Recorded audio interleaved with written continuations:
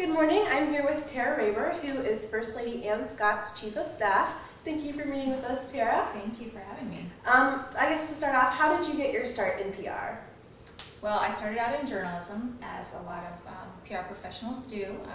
My degree is in print journalism, and I started as a newspaper editor, copy editor, and then moved into PR. I started as an intern at one of the top PR firms, Fleishman Hillard, and worked my way up there for over 6 years. I was promoted 5 times in 6 years, so I advanced really quickly. And then I started to do, I wanted to do more policy-focused work. I moved to DC, and I worked for a nonprofit doing healthcare policy communications. And then I got more into politics and started working for the Republican National Committee. I worked for the McCain 2008 campaign, and then that's when I started my own firm. More specifically than the continued use of the internet, what are the main differences in public relations between when you started, when you were interning, and then now? I think that the fundamentals of PR are always the same. It's about your interaction with the press, and the internet is certainly changing who the press is, who is interpreting your PR and translating it to the public. But I think that what I've learned has changed. When I started as an intern, there's a lot of cold call pitching that you do with the press, and a lot of people can be very effective doing that type of cold call pitching. But as you sort of advance in your career and you focus on an area in your a subject matter that you're focused on, then you can start to build relationships with reporters, and that's when you can be really effective at public relations. So it becomes more than enticing them with the story idea, and more about informing them and educating them and sort of building an interest in your client or your topic or your news item, so that they can buy into that and then write a story that's more substantial. Yeah, that sounds great. How big of a role does the press release play in your PR work? I think that the press release is one of those fundamentals that evolves but will always be around. So it's very helpful for releasing breaking news that you would want to release to a large audience of press.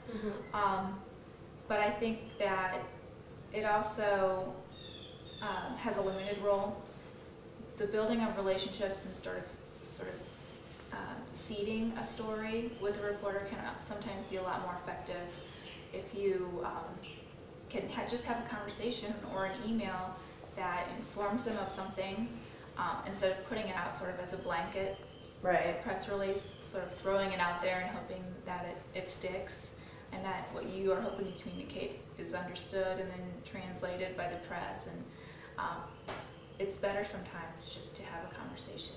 So you're saying sometimes a press release isn't needed if you have those relationships that you built with reporters. Exactly. I think a press release is sort of like a press conference, where if you have a set statement that you want to say or deliver, a press conference is usually the most effective medium.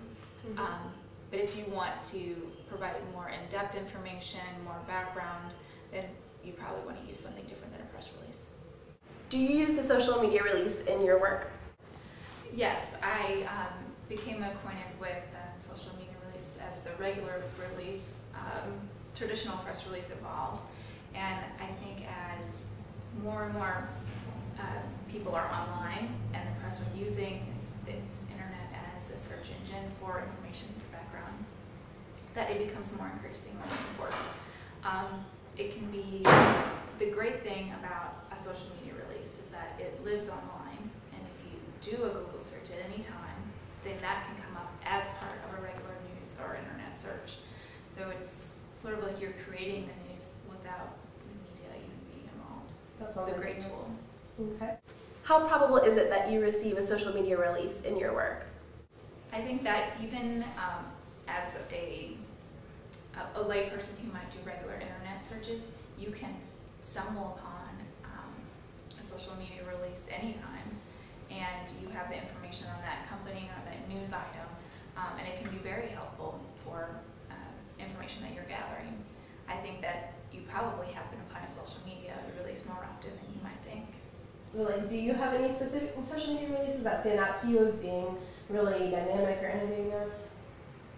I think that ones that use what they call multimedia release, where you might have a press release that's in maybe a DocStock or Scrib. Those are sites that house documents online that are searchable. They also incorporate web, or you can incorporate your Twitter account, you can incorporate your Facebook account, bringing all the pieces of social media together into one press release so that you're being very dynamic and providing the press and the public with all of your information at the same time, video, photos, any supporting information. It can be very helpful. What do you think social media means for PR professionals? I think social media has really changed the world of PR. I think some PR professionals were very slow to adopt it, focusing on their traditional PR and then having a smaller shop that did online media, social media. And then a lot of very dynamic firms adopted it very quickly, and we're seeing how you could spread a message very quickly and not necessarily have to do the cold call pitching or convincing the press to cover your story. You can create the news online simply by using the tools that are available and use your own words to get the message out, which is one of the great things about social media, because you can stick with your messages, keep your client's message in the online media, go directly to your public without the press in between, which is very exciting for PR. Okay, wonderful. How do you break through the clutter to get your messages out? Do you have any specific tricks or tactics you use?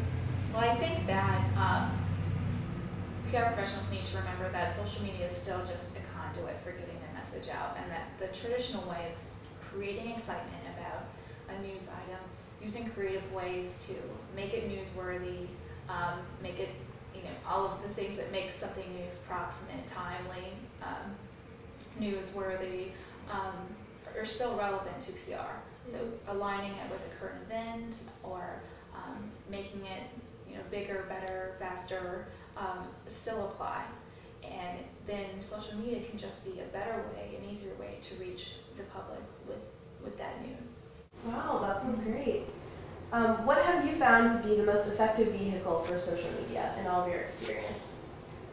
I think Google is still the most effective social media tool. If you can get your information online in a social media release, or if you use one of the document sharing websites to post a background paper or a statement, that information will live online and it is searchable through Google. So you don't necessarily need to have a news story for people to read it. You can put your information in your own words and clients' words using the messages that you want to share, and it can be found by the public. Great. Well, thank you so much for meeting with us, Tara. And I'm sure we've all learned a lot, and are really happy to have had you with us today. Oh, it's my pleasure, and good luck with your PR class. Thank you.